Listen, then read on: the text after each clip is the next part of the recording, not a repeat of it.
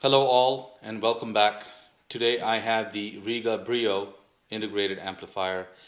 It's the second amp in the Rega amplifier lineup. Entry model being the IO integrated amplifier, and the Brio is one model step up from that.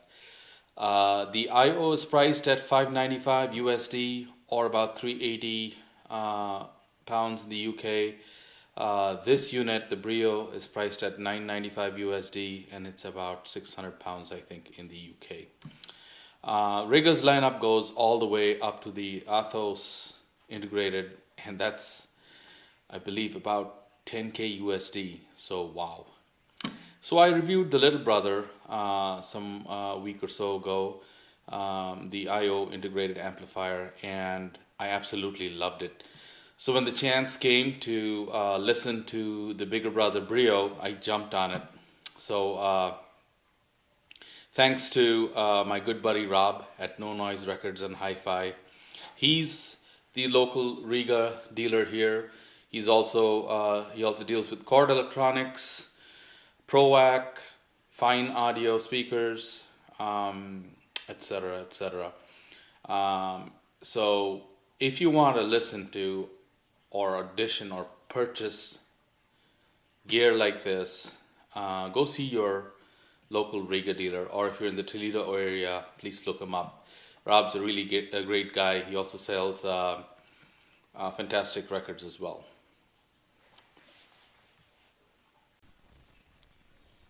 So a bit of tech talk and specs. This Brio does 50 watts at 8 ohms and 70 watts at 4 ohms. Class AB amplification. Beautiful aluminum case with a steel base that helps with heat dissipation. Also doing some research on the innards. I've read that they have some pretty expensive components for this price category and this guy.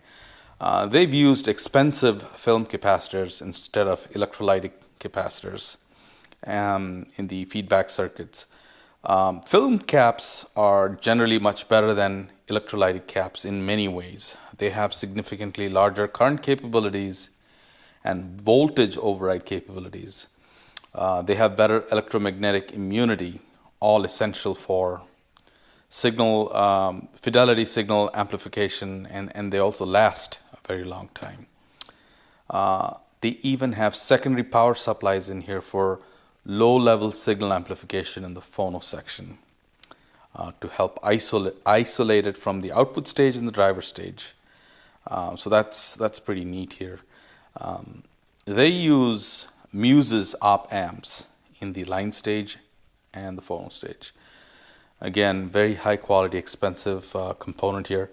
Op amps are essentially a group of transistors working in Class A mode. So while this is a Class AB design, I believe it's trying to emulate a Class A sound with clever heat dissipation design here.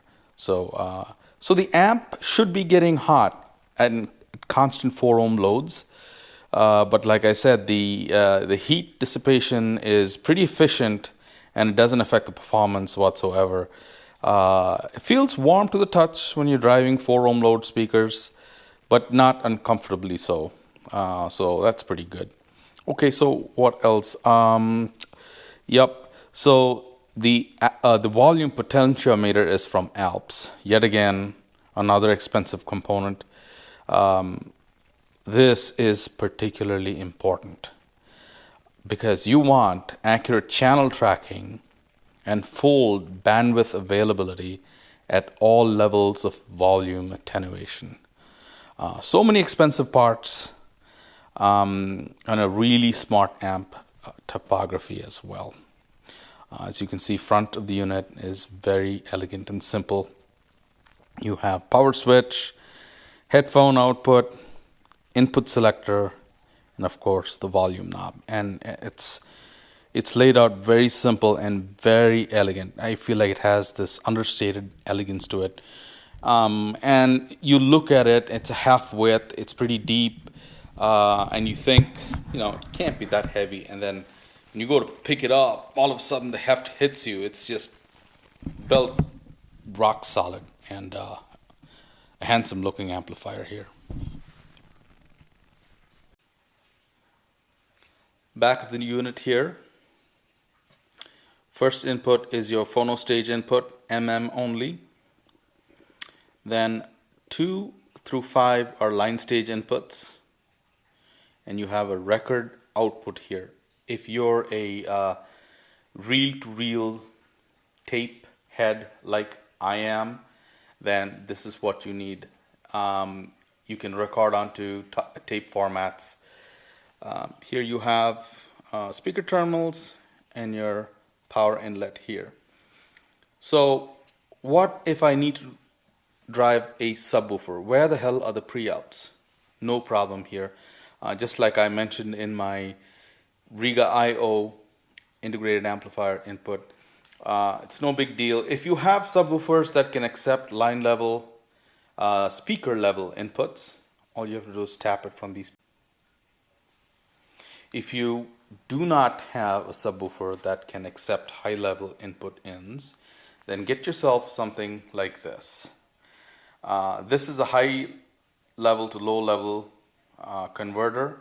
You can find this on sites online like Parts Express or other online electronic component stores. Essentially, these bare wires are marked pretty clearly, and they attach to the respective speaker terminals, and these go to the RCA jacks.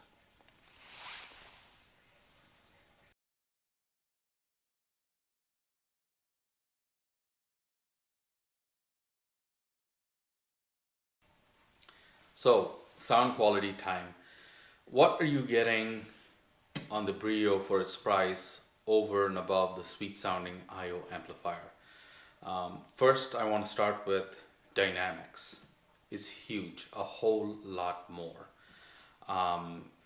You feel the slam, and not just the macro dynamics I spoke about, even the micro dynamics, the intricacies in the music also come through properly. And I feel like it's because of the improved output stage, a bigger transformer, not quite double the power, but it feels like a way more powerful amplifier because of the design. Extended frequency response, fuller bass, tighter bass, sweet mid-range, and that smidgen of warmth and the mid-range and treble is here as well, but there is more detail. It's a very enjoyable amp to listen to.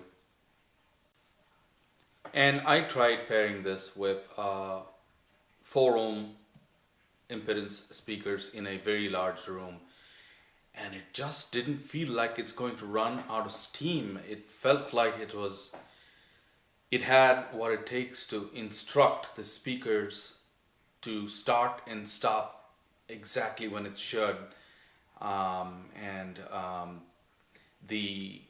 it never felt like it was going to run out of steam at any point.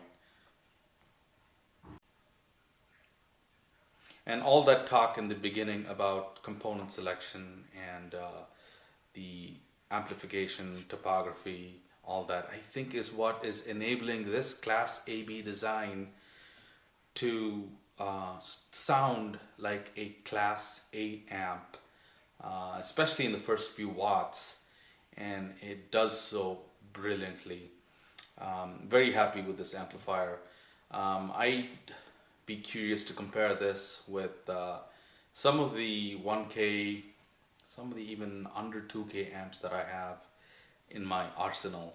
I have some tube amps, and I have some nice fully featured Class D amps as well, that I've enjoyed listening to as well. It would be a good comparison to do that.